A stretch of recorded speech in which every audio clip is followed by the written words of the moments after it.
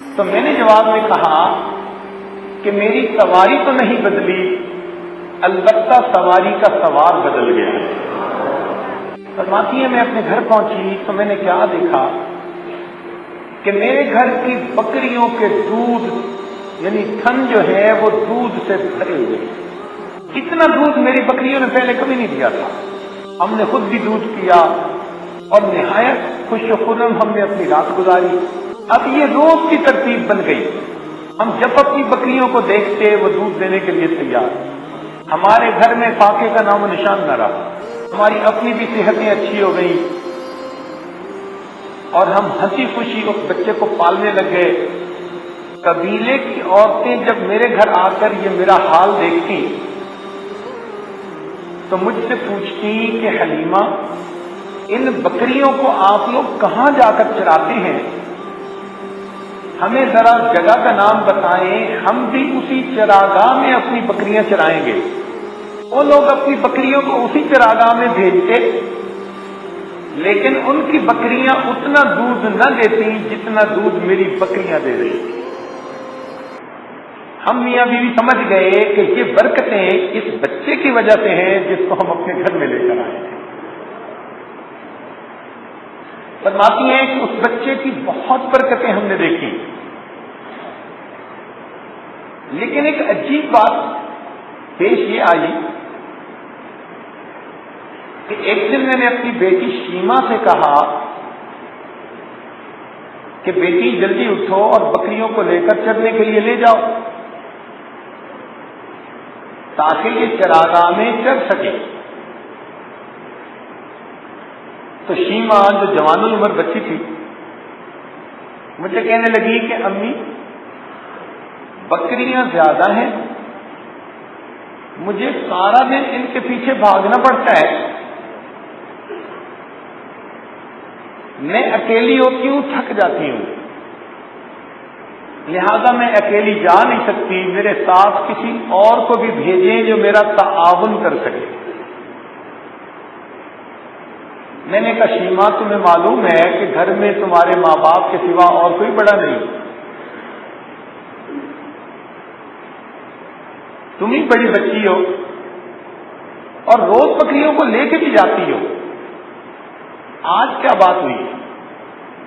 شیما نے کہا امی میں تھک جاتی ہوں، مجھ سے نہیں جایا جاتا۔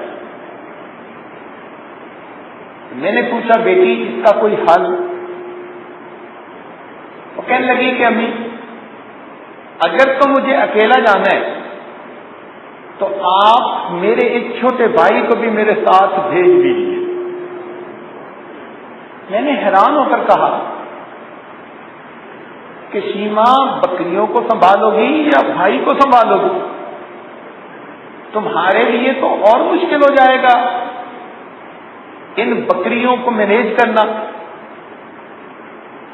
تو وہ کہنے لگی امی ایک مرتبہ بہت عرصہ پہلے میں اپنے بھائی کو لے کر گئی تھی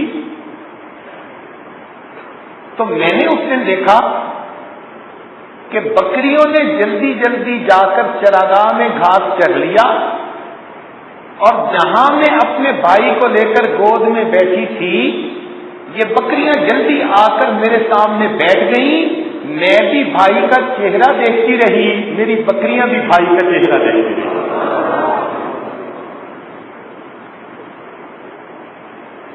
چنانچہ اللہ رب العزت نے اپنے پیارے محبوب صلی اللہ علیہ وسلم کو وہ حسن و جمال عطا کیا تھا کہ جس کی ایک مرتبہ نظر پڑتی تھی ایمان کے ساتھ وہ پوری زندگی کے لیے آپ کے قدموں کا غلام ہو جاتا تھا۔ نبی علیہ الصلوۃ والسلام کی ذات بابرکات محبوب کل جہاں ہے۔ نبی علیہ الصلوۃ والسلام کی ذات گرامی محبوب کل جہاں ہے۔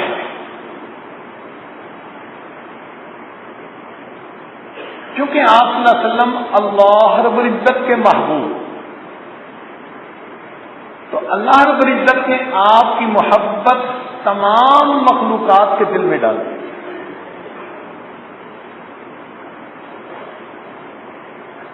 آپ کا نام احمد بھی رکھا گیا، محمد بھی رکھا گیا، اور یہ دونوں نام بڑے عجیب فٹ ہوئے۔ احمد کہتے ہیں وہ انسان جس نے اللہ رب العزت کی اتنی تعریف کی ہو، اتنی تعریف کی ہو کہ اس سے زیادہ کبھی بھی کسی نے اپنے رب کی اتنی تعریف نہ کی، اور اس میں کوئی شک ہی نہیں کہ آپ اسم با مسمى تھے۔ جو نام تھا آپ کی ذات بابرکات بالکل اس کا مصداق تھا۔ آپ نے اللہ رب العزت کی اتنی تعریفیں کی اور اتنے اچھے الفاظ میں تعریفیں کی کہ نہ پہلے کی گئی نہ قیامت تک آنے والا کوئی اور انسان کر پائے گا۔ حتیٰ کہ نبی علیہ السلام کا نام احمد، اور قیامت کے دن جو آپ کو جھنڈا دیا جائے گا اس کا نام لواء الحمد ہوگا۔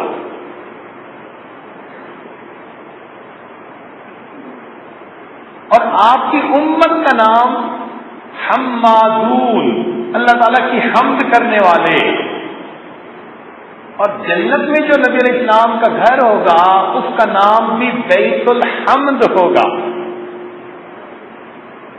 اور قیامت کے دن اللہ رب العزت اپنے پیارے محبوب صلی اللہ علیہ وسلم کو ایک بلند مقام عطا فرمائیں گے جس کا نام مقام محمود ہوگا۔ نبی علیہ السلام ارشاد فرماتے ہیں کہ میں اس مقام پر جا کر اللہ تعالیٰ کی ایسے الفاظ میں تعریف کروں گا کہ اس سے نہ پہلے تعریف کی گئی ہوگی نہ کوئی بعد میں کرے گا،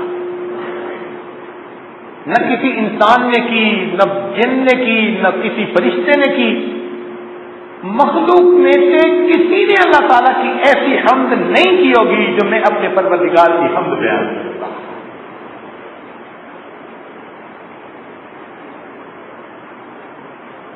اسی لیے قرآن مجید کی جو ابتدا ہے وہ بھی الحمد کے لفظ کے ساتھ ہے۔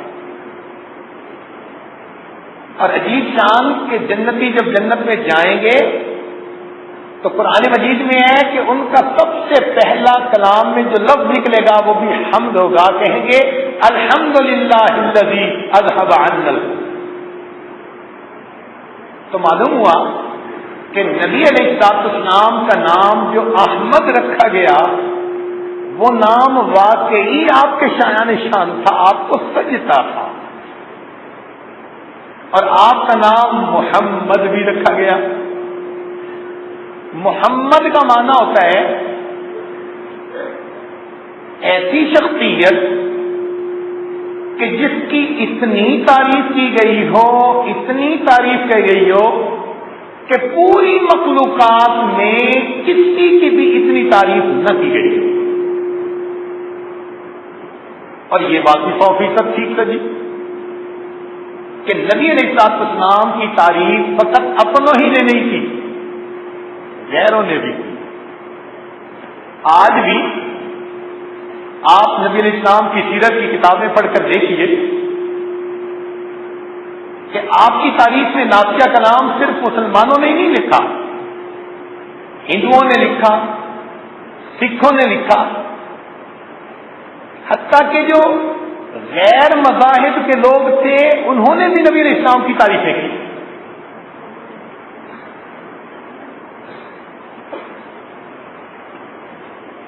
تو آپ صلی اللہ علیہ وسلم کو اللہ رب العزت نے یہ ایسا نام عطا فرمایا، اور جتنی تعریف نبی علیہ السلام کی اس دنیا میں ہو رہی ہے پوری کائنات میں کوئی دوسری ہستی ایسی نہیں مخلوق میں کہ جس کی اتنی تعریف ہو رہی ہے۔ آپ ذرا غور کیجیے کہ کلمے میں نبی علیہ السلام کا نام، اذان میں نبی علیہ السلام کا نام، نماز میں نبی علیہ السلام کا نام، قرآن کی سورتوں میں نبی علیہ السلام کا نام، قرآن مجید کے اندر محمد صلی اللہ علیہ وسلم کا نام، تو نبی علیہ السلام کے نام نامی اسم گرامی کا اتنا تذکرہ ہوا کہ اتنا تذکرہ کسی اور نام کا نہیں ہو رہا. چنانچہ اگر آپ غور کریں تو زمین اپنے محور کے گرد گھومتی ہے اور اس گھومنے سے دن اور رات بنتے ہیں. جب زمین گھومتی ہے تو اگر مشرق میں سورج طلوع ہوا تو مشرق کے ملک کے لوگ جو ایمان والے ہیں وہ اپنی نماز فجر کی اذان دینی شروع کر دیتے ہیں. جب بھی کسی ملک میں کسی نماز کا وقت ہوتا ہے تو آدھا گھنٹہ سے لے کے 1 گھنٹے تک اس ملک کے طول و عرض میں وقفے وقفے سے اذانیں ہو رہی ہوتی ہیں. مثلاً پشاور سے لے کے کراچی تک آپ کو کم از کم 20 منٹ سے آدھے گھنٹے کا فرق ملے گا. ایک طرف سے فجر کا وقت شروع ہوگا اور پھر اذانوں ہوتی چلی جائیں گی حتیٰ کہ آدھے گھنٹے کے بعد ملک کے دوسرے حصے کے لوگ وہ بھی فجر کی اذانیں دے رہے ہوں گے. تو زمین جیسے جیسے گھومتی ہے فجر کا وقت آتا چلا جاتا ہے. پہلے یہ اذان دے رہے تھے پھر انہوں نے دینی شروع کر دی پھر انہوں نے دینی شروع کر دی. چنانچہ اگر آپ پوری دنیا کے نقشے کو سامنے رکھیں اور سوچیں کہ اگر انڈونیشیا کے اندر سورج طلوع ہوا بلکہ صبح صادق ہوئی تو وہاں فجر کی اذانیں دینی شروع کر دی گئی. اب ان کے مختلف جزائر کے اندر جیسے جیسے فجر کا وقت ہوتا جا رہا ہے اذانیں ہوتی چلی جا رہی ہیں. حتیٰ کہ اس کے بعد انڈونیشیا کے اندر اذانیں شروع ہو گئی. انڈونیشیا میں اذانیں مکمل ہوتے ہوتے وقت لگا تو پھر برما میں اذان شروع ہو گئی. پھر اس سے آگے بنگلہ دیش میں اذان شروع ہو گئی. پھر انڈیا میں اذان شروع ہو گئی. پھر پاکستان میں اذانیں شروع ہو گئی. پھر اور سورج آگے آیا تو عرب ایمریٹس جو ہیں ان کے اندر اذانیں شروع ہو گئی. ان سے گھنٹے کا فرق اور آگے پڑا تو سعودی عرب میں اذانیں شروع ہو گئی. سعودی عرب سے آگے بڑھا تو مصر اور اس کے قریب کے جو علاقے ہیں ان میں اذانیں شروع ہو گئی. اور آگے بڑھا تو ٹرکی اور اس کے قریب کے جو ممالک ہیں ان میں اذانیں شروع ہو گئی. اور سورج آگے آیا تو جو یورپ کے ممالک ہیں وہاں کے مسلمان انہوں نے اذانیں دینی شروع کر دی. اب ادھر یورپ تک فجر کی ابھی اذانیں ہو رہی تھی کہ انڈونیشیا کے اندر ظہر کا وقت شروع ہو گیا تو انہوں نے ظہر کی اذانیں دینی شروع کر دی. ابھی ظہر کی اذانیں پوری مکمل نہیں ہوئی تھی کہ عصر کا وقت شروع ہو گیا تو وہ اذانیں شروع ہو گئی. چنانچہ اگر آپ غور کریں پوری دنیا میں 24 گھنٹوں میں کوئی بھی ایسا وقت نہیں کہ جس میں دنیا کے کسی نہ کسی ملک کے لوگ کوئی نہ کوئی وقت جو کی اذان آواز بلند کر رہے ہوتے ہیں اور نبی علیہ السلام کا نام نامی اسم گرامی اس اذان کے اندر بلند ہو رہا ہوتا ہے. تو 24 گھنٹے کے ہر لمحے میں کہیں نہ کہیں سے اللہ اکبر کی آواز بلند ہوتی ہے اور اذان کے ذریعے اللہ تعالیٰ اپنا نام اور اپنے محبوب کے نام کو بلند فرما دیتے ہیں. تو جتنی تعریفیں نبی علیہ السلام کی گئی ہیں یا ہو رہی ہیں اتنی تعریف مخلوق میں کسی کی بھی نہیں ہو رہی. ہر وقت ہو رہی ہے دنیا کے کسی نہ کسی ملک میں. تو آپ کا اسم گرامی احمد بھی اور آپ کا اسم گرامی محمد بھی یعنی آپ نے اتنی اللہ تعالیٰ کی تعریفیں کی کہ اتنی تعریفیں کسی اور نے کی نہیں. اس میں بھی آپ سب سے اول نمبر رہے اور آپ کی بھی اتنی تعریفیں کی گئیں کہ مخلوق میں کسی کی اتنی تعریفیں کی ہی نہیں. تو ایسے دونوں نام کہ نبی علیہ السلام کے شایان شان. اور عجیب بات کہ یہ احمد کا نام یہ اس سے پہلے کبھی بھی کسی کا نہیں رکھا گیا. اتنے لوگ دنیا میں گزرے مگر اللہ تعالیٰ نے کسی کے دل میں یہ خیال بھی پیدا نہیں ہونے دیا کہ وہ اپنے بچے کا نام یہ رکھ دیتا. یہ نبی علیہ السلام کی شان یہ آپ کو اللہ نے مقام عطا فرمایا کہ آپ کی ذات میں جیسے انفرادیت، آپ کے نام میں بھی انفرادیت. اللہ تعالیٰ نے اپنے محبوب کو اتنا حسن و جمال عطا کیا کہ اس حسن و جمال کو جو دیکھتا وہ اپنا دل دے بیٹھتا تھا. چنانچہ نبی علیہ السلام نے ارشاد فرمایا کہ اللہ رب العزت نے مجھے ملیح پیدا فرمایا. عربی میں ملیح کہتے ہیں نمکین چہرے کو. اگر اس کا ترجمہ ہم اپنی زبان میں کریں تو نمکین چہرے کو کہیں گے من بھاونا. تو نبی علیہ السلام نے ارشاد فرمایا کہ اللہ رب العزت نے مجھے ایسی شخصیت عطا فرمائی کہ میں من بھاونا ہوں، جاذب نظر شخصیت عطا فرمائی. جو دیکھتا اپنا دل دے بیٹھتا. سیدہ صدیقہ رضی اللہ تعالیٰ نے فرمایا کرتی تھی کہ زلیخا، تو نے یوسف علیہ السلام کا چہرہ دیکھا تو ہاتھوں کی انگلیاں کاٹی. اگر کبھی میرے آقا اور سردار کا چہرہ دیکھ لیتی تو اپنے دل کے ٹکڑے کر بیٹھتی. نازاں ہے جس پہ حسن وہ حسن رسول ہے، نازاں ہے جس پہ حسن وہ حسن رسول ہے. یہ کہکشاں تو آپ کے قدموں کی دھول ہے. اے کاروان شوق یہاں سر کے بل چلو، طیبہ کے راستے کا تو کانٹا بھی پھول ہے.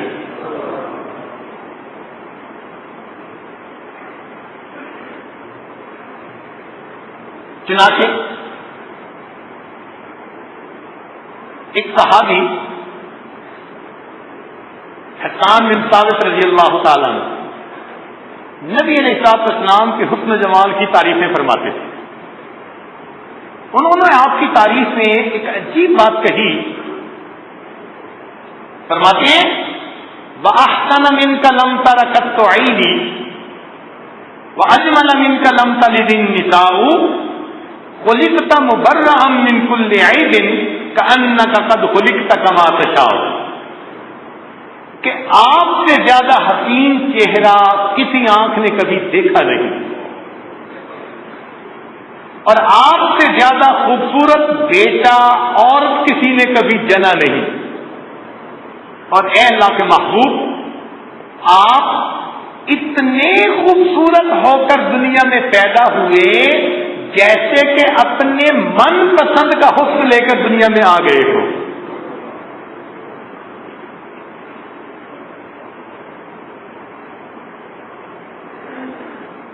اس کو کسی عارف نے یوں کہا، اے چہرہ اے زیبائے تو رشکے بتانے آزری، ہر چند وصفت می کنم در حسن زاں بالا تری، آپا کہا گردیدہ ام مہر بتاں وردیدہ ام، بسیار خوباں دیدہ ام اما تو چیزیں دیگری.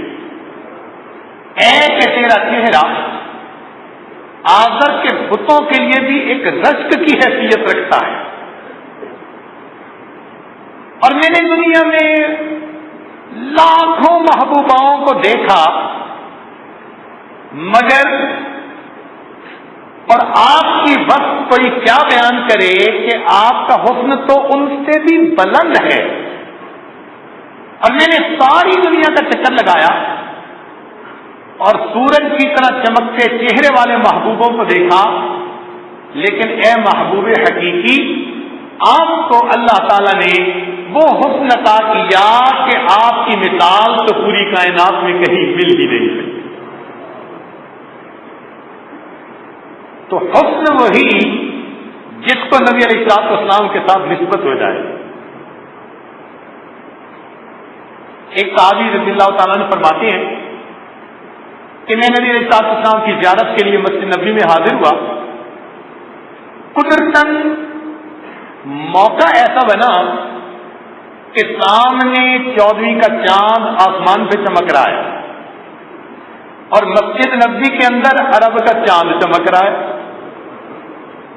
وہ فرماتے ہیں میں نے جب یہ منظر دیکھا تو کھڑا ہو گیا.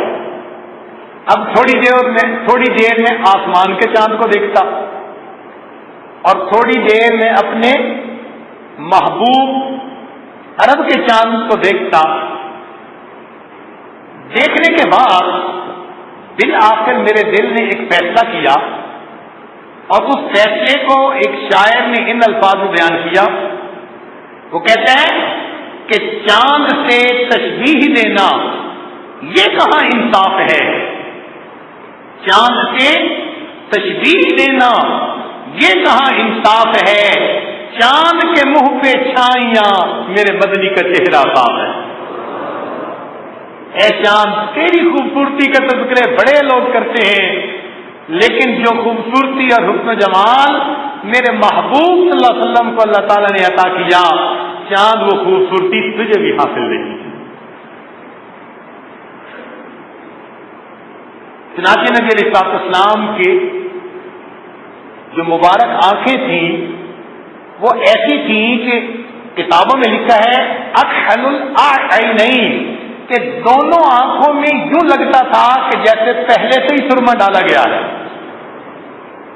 اور عائشہ صدیقہ رضی اللہ فرماتی ہے کہ نبی علیہ السلام کے چہرے انور پر میں نے وہ حیا دیکھی کہ ایسی حیا میں نے مدینہ کی کنواری لڑکیوں کے چہروں پر بھی کبھی نہیں دیکھی.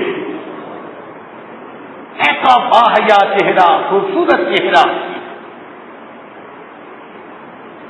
چنانچہ جو دیکھتا اس کے دل میں اثر ہو جاتا تھا. تو نبی علیہ السلام محبوب کل جہاں ہے. جتنی بھی مخلوقات ہیں ان سب کو نبی علیہ السلام سے محبت.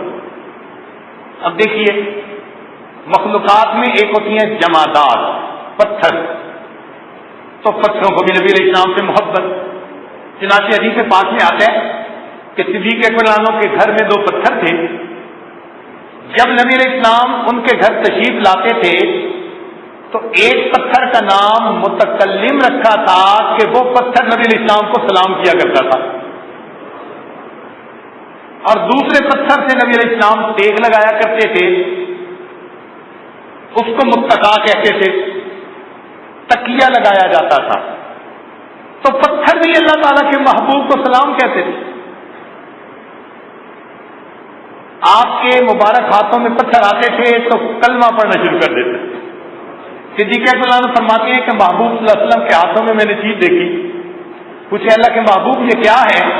فرماتے ہیں کہ جب آپ نے میرے قریب کیا کانوں کے تو میں نے ان پتھروں سے کلمے کی آواز اپنے کانوں سے خود سنی.